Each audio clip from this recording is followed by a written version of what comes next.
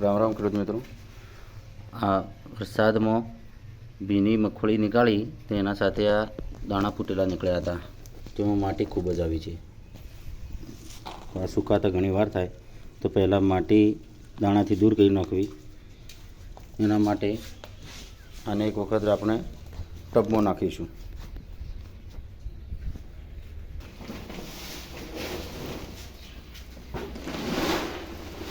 આ રીતે ટબમાં નાખી દેવાનું.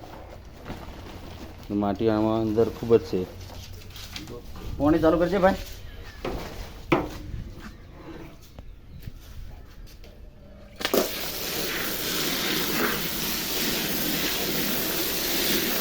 આ રીતે ટબમાં નાખેલી અને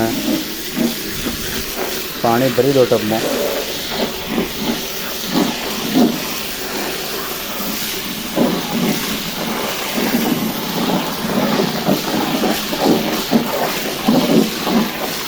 બંધ કર. આ રીતે પાણી ભરી અને પછી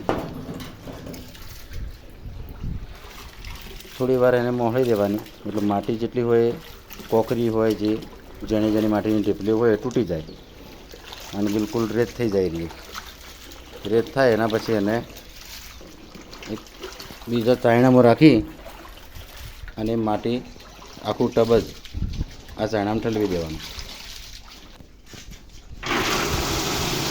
પાછળ જો નીચે જેટલી માટી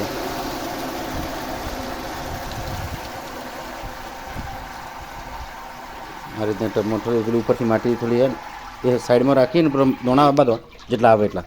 ફરી તો ચાયણામાં ધોવો એટલે નીકળી જાય. આ બધો રહે તો નીકળી જાય. પહેલી જ વખતમાં આટલી બધી માટી નીકળી ગઈ. ફરી હજી આમાંથી ચાયણામાંથી ફરી પાણી ચાલુ કરીશું એટલે ઢોરાઈ જશે. એ રહ્યો નખો બરોબર. એ પછી માટી જ છે એકલી. હવે આમાં થોડો હાથ ફેવરો એટલે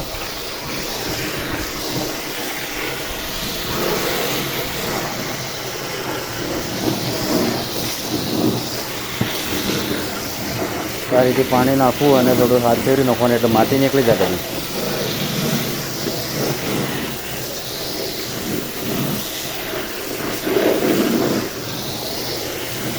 બસ બંધ કરજે હવે.